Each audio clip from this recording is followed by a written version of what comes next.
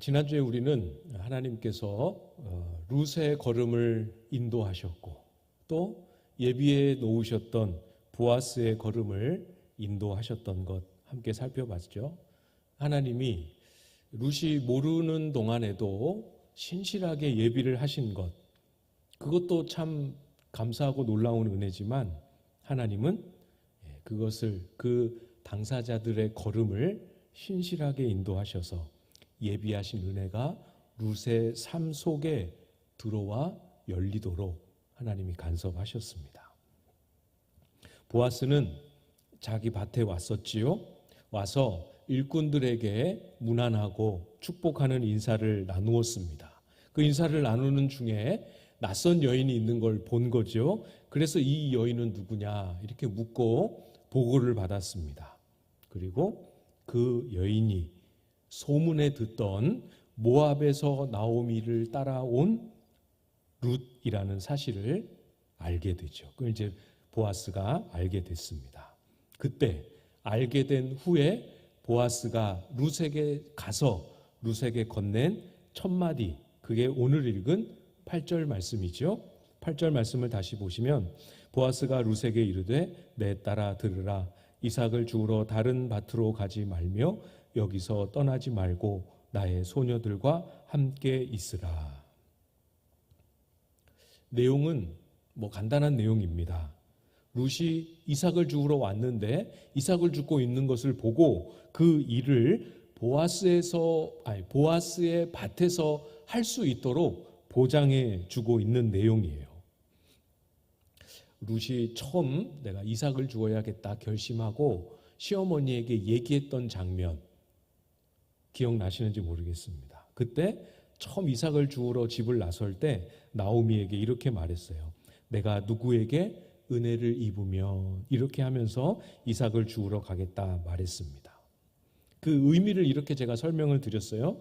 과연 누가 레위기의 말씀대로 가난한 사람과 거류민을 위하여 반 모퉁이의 곡식들을 거두지 않고 놔두고 바닥에 떨어진 이삭을 줍지 않고 놔둘 뿐만 아니라 누군가 낯선 사람이 와서 이삭을 주울 때 막지 않고 주울 수 있도록 허용해 줄 사람이 과연 누가 있을까? 기대하는 마음 반, 염려하는 마음 반 하며 집을 나섰습니다.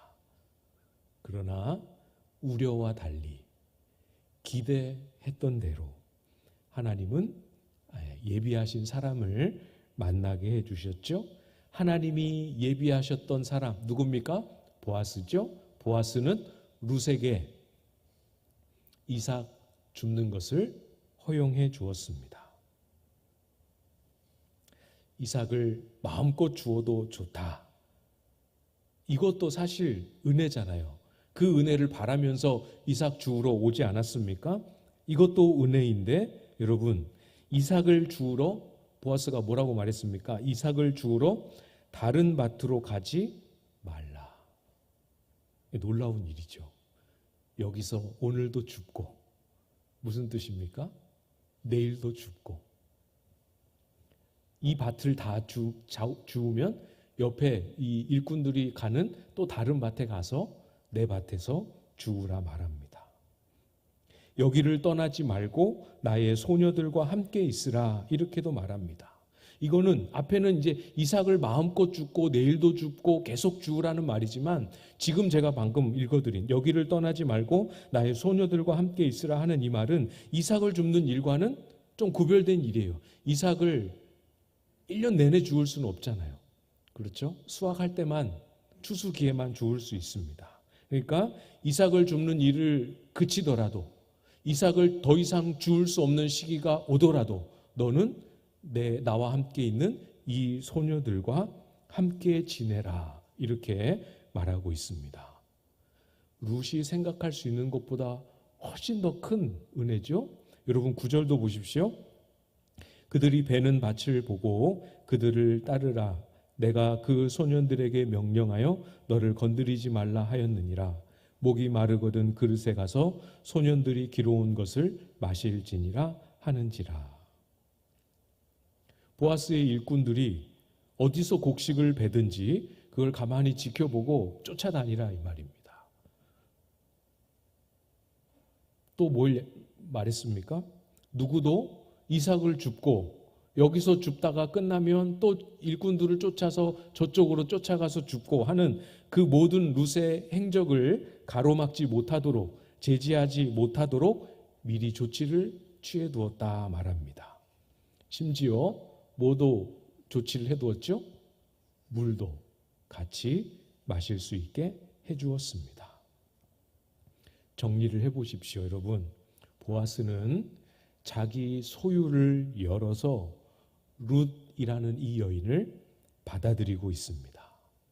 크지는 않았을지 모르지만 자기 수확의 일부, 자기 소득의 일부를 룻과 나누고 있습니다. 룻은 여러분도 잘 아시는 것처럼 이방 여인입니다. 유대인들에게, 신실한 이스라엘 사람들에게 이방인은 사실 동등한 사람 취급도 받지 못했던 그런 관계에 있지 않았습니까? 그러니까 이런 표현을 써서 죄송합니다만 사실 룻이 왔을 때 훨씬 더 일반적인 그림은 보아스가 이렇게 행동하는 것과는 다르게 그냥 쫓아내고 어디 이방인이 그러면서 거지 취급을 받으며 쫓겨나는 것이 사실은 훨씬 더 일반적인 그림이지요. 룻이 그런 사람이었습니다. 그런 룻을 자기 밭에 문을 열어 맞이할 뿐만 아니라 이스라엘 중에 한 사람으로 이스라엘 사람처럼 여기고 한 공동체처럼 받아들여주고 있는 것이지요. 여러분, 룻이 지금 누리고 있는 것, 룻에게 들려오고 있는 이야기, 보아스가 룻에게 말해주고 있는 이 모든 조치들은 룻이 스스로 만들어낼 수 있는 일이 아니었습니다. 룻이 할 수 없는 일이에요. 그렇죠? 룻이 나에게, 보아스에게 가서 나한테 이러이러한 일을 좀 배려를 좀 해주십시오, 이렇게 요구할 수 있는 자격도 지위도 룻에게는 없었습니다. 아니, 누군가 이런 일을 해줄 수도 있지 않을까라는 기대조차도 할 수 없는 그런 일이 일어나고 있는 겁니다. 누군가 내쫓으면 아무 말 없이 쫓겨나야 할 입장이라고 말씀을 드렸지요. 룻이 할 수 있는 일이 아니었습니다. 그러나 보십시오. 놀랍게도 지금 룻에게 일어나고 있는 이 모든 일은 룻은 할 수 없었지만 보아스는 할 수 있는 일이었습니다. 그렇죠. 사실 보아스에게는 아주 많이 어려운 일은 아니었습니다. 룻은 절대로 그의 역량 안에서 스스로 할 수 없는 일, 그러나 그 일을 보아스는 큰 어려움 없이 할 수 있는 일이었습니다.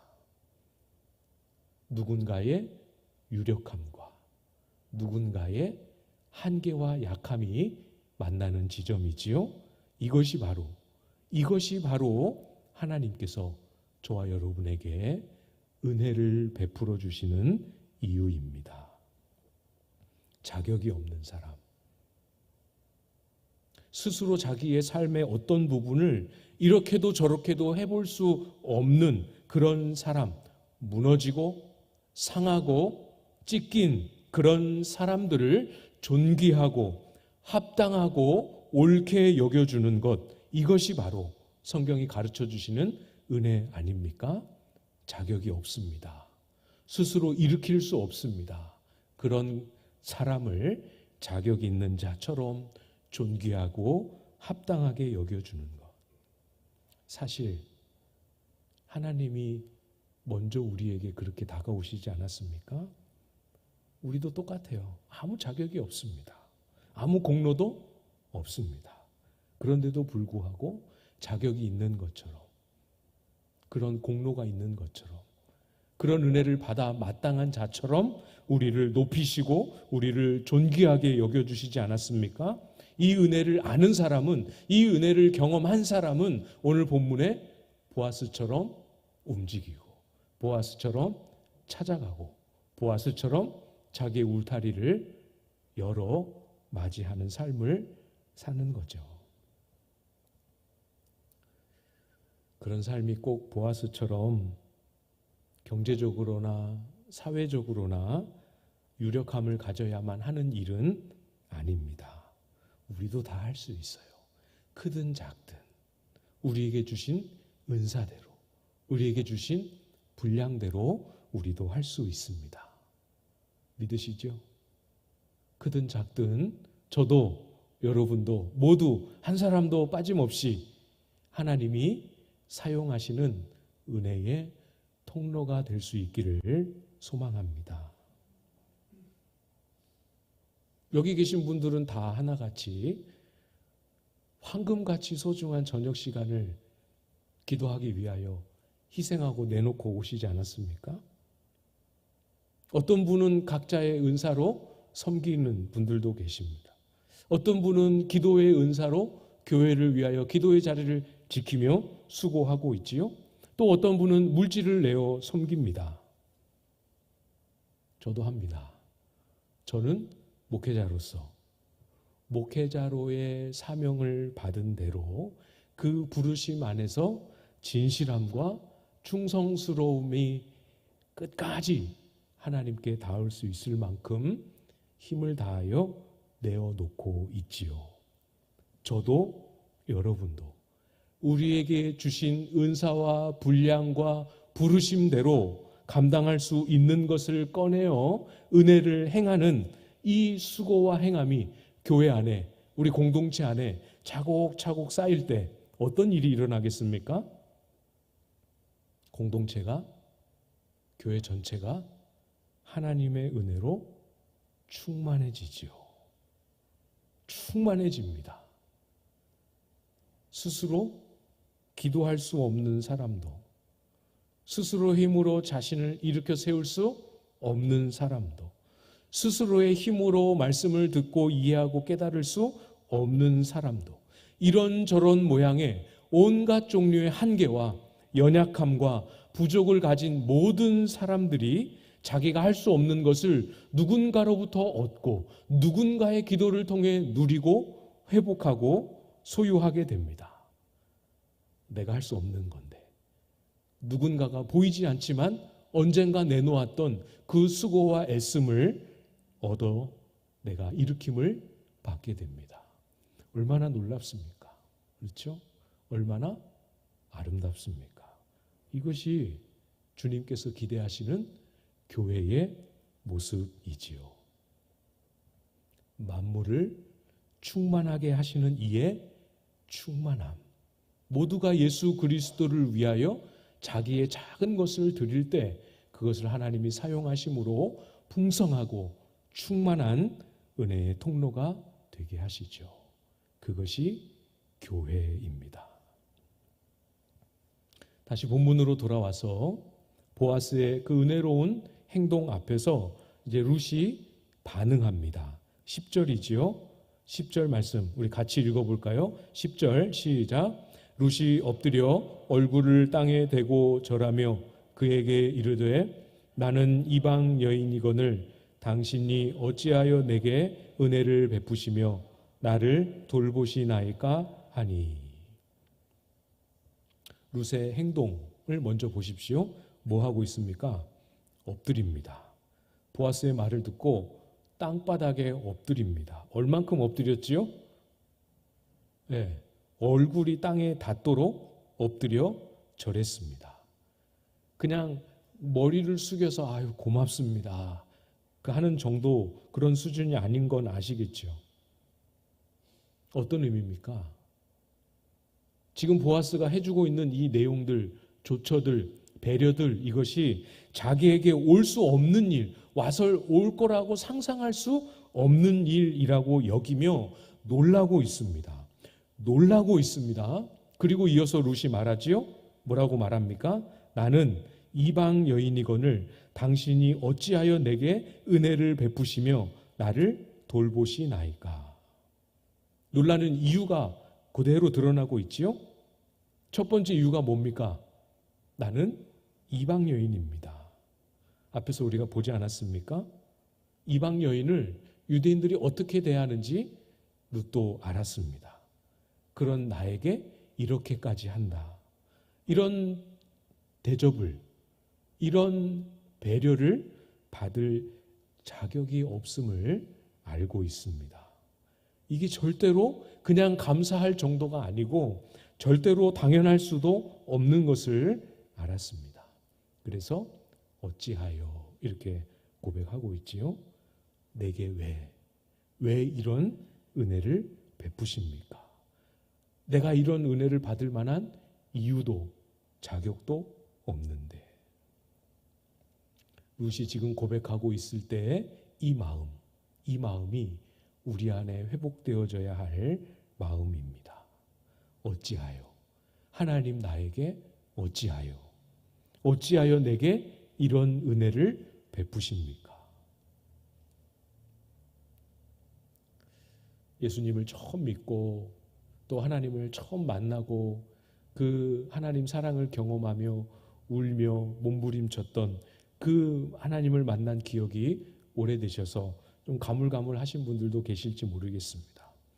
여기 계신 분들 모두는 다 모양과 내용은 다르겠지만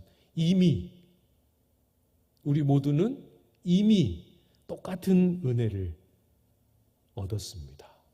하나님이 저와 여러분에게 행하신 은혜도 똑같습니다.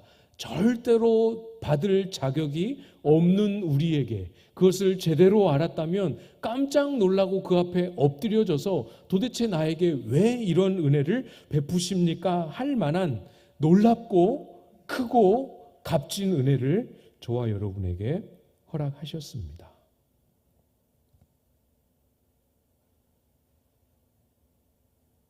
하나님의 은혜를 은혜로 여기고 감사하며 빚진 자의 마음, 여러분 마음속에 계속 몽글몽글 살아 있으십니까? 감사하고 감격하는 마음이 식어졌다면, 무뎌졌다면, 익숙해졌다면, 그래서 삶이 무미건조해지고 뻑뻑해지고 있다면 하나님 앞에 구하셔야 하지요. 내게 베푸신 은혜를 다시 은혜로 깨닫고 정말 말 그대로 은혜인 줄 알고 감격하며 감사하는 마음 회복시켜 달라고 하나님 앞에 구하실 수 있기를 바랍니다. 요즘 세상이 자기 권리를 주장하는데 혈안이 되어 있지요. 내 권리다 라고 하면 주변 상황은 어떻든 그걸 거침없이 어필하고 요구하는 그런 세상입니다. 내 권리가 조금이라도 침해를 받고 손상을 받았다 그러면 격분해도 될 것처럼 여기는 것이 오늘 우리가 살고 있는 세상 풍조의 모습 아닙니까? 이런 모습을 여과 없이 그대로 따르면 안 됩니다. 우리 부르심은 다른 부르심이에요. 교회는 다른 곳입니다. 얼마나 신비한지 교회의 성격을 잊으시면 안 됩니다. 세상에서는 여러분들이 다 나름대로의 지위와 연륜과 경험을 가지고 얻는 권세가 있습니다. 세상에서는 여러분 모두 각자가 얻고 주장할 수 있는 권리도 있습니다. 그러나 놀랍게도 신비하게도 교회만 오면 세상에서 내세웠던 권세, 세상에서 주장했던 권리, 이 모든 것이 싹 다 사라지고 그 모든 것이 다 무장 해제되어지는 곳이 바로 교회 아닙니까? 내가 밖에서는 어떻든 상관없이 내가 제일 낮은 자처럼, 내가 제일 큰 빚을 진 자처럼 은혜로 여길 때 섬기고 사랑할 수 있는 것이죠. 하나님 앞에서나 사람 앞에서나 나는 이런 존경과 이런 칭찬과 이런 대우를 받을 자격도 조건도 아무것도 없습니다 하는 이 마음, 여러분의 중심 속에 아주 뚜렷하고 강렬하게 회복될 수 있기를 소망합니다. 룻의 이런 대답을 듣고 이제 이어서 보아스가 또 말을 하지요. 11절입니다. 보아스가 그에게 대답하여 이르되 내 남편이 죽은 후로 내가 시어머니에게 행한 모든 것과 내 부모와 고국을 떠나 전에 알지 못하던 백성에게로 온 일이 내게 분명히 알려졌느니라. 룻은요, 여러분도 이제 잘 아시겠지만 젊은 나이에 남편을 잃었습니다. 얼마나 어려운 형편입니까? 얼마나 고통스럽고 또 외롭겠습니까? 그런 힘겨운 처지에도 불구하고 룻은 나오미를 섬기며 나오미를 따라가서 나오미의 백성들과 함께 신앙생활하는 그 길을 선택했습니다. 룻이 선택한 신앙의 길은 일단 첫 번째로 나오미를 섬기는 일이었어요. 누가 봐도 쉬운 일이 아닙니다.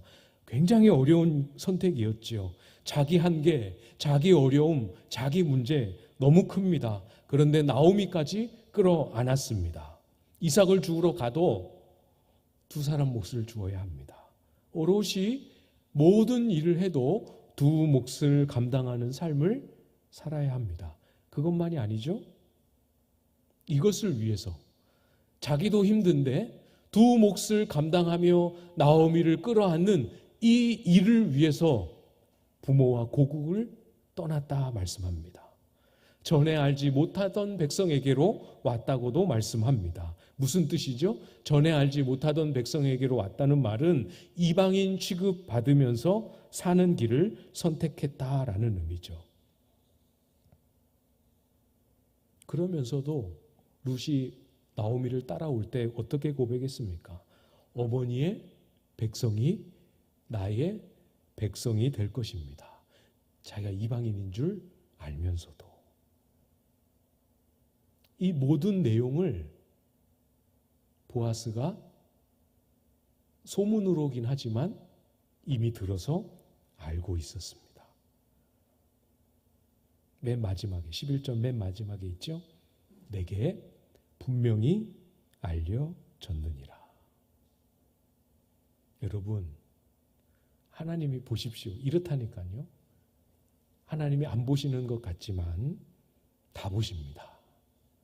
그 수고와 애씀이 인생의 세월이 지나면서 다 흩어지고 사라지고 그냥 추억으로 그냥 남는 것 같지만 아니잖아요. 그죠? 잊혀지게 하지 않으십니다. 하나님이 알고 계실 뿐만 아니라 하나님이 기억하고 계실 뿐만 아니라 그 행한 모든 일들이 꼭 필요한 곳에는 알려지게 하십니다. 얼마나 감사해요. 우리 룻이 베들레헴을 떠나올 때, 베들레헴에 막 도착했을 때 묵상하지 않았습니까? 룻이 그렇게 말하지는 않았지만, 룻이 그렇게 생각하지는 않았겠지만 내가 과연 룻이라면 하면서 묵상했었습니다. 믿음으로 이렇게 큰 결단을 하면서 왔는데, 믿음으로 결단하며 온 하나님의 백성들 공동체에 첫 발을 들인 삶이 고작 이런 삶인가? 왜 나에게, 믿음으로 걸어온 나에게 이런 현실을 만나게 하실까? 내가 룻이라면 이런 불만과 불평 가질 만하다 하는 건 우리가 묵상하지 않았습니까? 그 마음이 우리에게 있다라는 것은 하나님이 우리의 수고와 애씀, 믿음으로 걸었던 한 걸음 한 걸음의 그 모든 과정을 하나님이 모르실 것 같은, 하나님이 잊어버리실 것 같은 그런 마음 때문에 찾아오는 것 아니겠습니까? 그렇죠. 여러분 잘 기억하십시오. 알고 계셨겠지만 다시 한번 우리의 심령 안에 잘 새기십시오. 하나님은 우리의 믿음의 고백과 간구를, 우리의 믿음의 순종과 헌신을 잊어버리지 않으십니다. 절대로. 잊어버리지 않고 기억하실 뿐만 아니라 꼭 알아야 할 사람에게는 그 사람도 알게 하십니다. 꼭 들어야 할 사람에게는 듣게도 하시고, 반드시 닿아야 할 사람에게는 그 수고와 애씀의 손길이 닿게도 역사하십니다. 그러니까 염려하지 말고, 너무 낙심하지 말고 하나님을 더 굳건하게 신뢰하십시오. 사람들이 알아주지 않아요. 사람들에게 인정을 못 받고 있어요. 그런 것 같아도 여러분 서운해하지 마십시오. 목사님이 아는지 모르는지 수고했다 잘한다 칭찬하면 좋겠는데 칭찬도 안 해주시고 다 알고 있습니다. 그러니까 서운해하지 마십시오. 비록 사람이 알아주지 않아도 사람이 칭찬해주지 않아도 사람이 나를 인정해주고 존경해주지 않아도 우리 하나님이 알고 계시고 우리 하나님이 기억하고 계시고 우리 하나님이 그것을 붙잡아서 사용해 주시면 그것으로 충분하지 않습니까? 그것이 우리의 믿음의 고백 아니겠습니까? 여러분 12절 오늘 본문으로 읽진 않았습니다만 12절 맨 앞부분만 보십시오. 여호와께서 내가 행한 일에 보답하시기를 원하며. 여러분 하나님이 행하십니다. 물론 여기서 보답한다라고 이렇게 표현했는데 여기서의 보답은 우리가 이해하는 것처럼 룻이 행한 일이 큰 공로가 있는 일이었기 때문에 그 공로에 합당한 보상을 준다 그런 의미로 하신 말씀이 아니지요. 물론 룻이 한 일은 참 귀합니다. 그렇죠? 그러나 룻이 한 일로는 룻의 행위로는 만들어낼 수 없는 더 큰 은혜를 하나님이 주십니다. 내가 한 일에 보답하지만 그것은 보답이 아니라 은혜입니다. 룻의 행동으로 만들어낼 수 없는 기적 같은 일이기 때문에 성경은 그것을 은혜라고 기록하고 있지요. 여러분 하나님을 사랑하고 가진 것 없지만 진실하게 하나님을 사랑하고 많은 것은 하지 못하지만 온 마음을 다하여 간절히 하나님을 붙들며 의지하는 자 그리고 힘을 다하여 하나님을 경외하는 자 하나님이 절대로 그냥 두시지 않으십니다. 꼭 기억하십시오. 꼭 마음에 붙잡으십시오.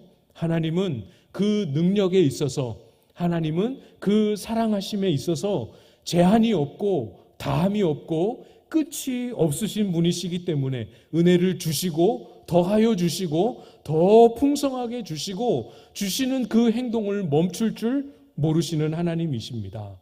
요한복음에 사도 요한이 예수 그리스도에게서 하나님 아버지의 영광을 보며 찬송하며 선포했었지요. 그 선포 중에 요한복음 1장 16절에 이렇게 선포합니다. 우리가 다 그의 충만한 데서 받으니 은혜 위에 은혜로라. 은혜 위에 은혜. 은혜 위에 멈추지 아니고 은혜 위에 은혜를 더하십니다.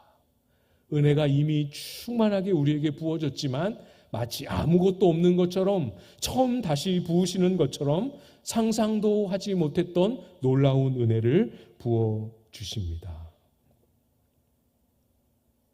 정리하겠습니다. 여러분, 룻의 수고, 룻의 결심과 헌신, 룻의 사랑, 하나님 앞에서는 어떤 자격도 조건도 되지 못합니다. 오직 그 은혜를 그치지 아니하시는 하나님의 헤세드의 무한함 뿐이지요. 충만한 헌신과 희생 위에 은혜를 더하게 하시는 그 복된 자리, 여러분 모두 한 분도 놓치지 않으시기를 바랍니다.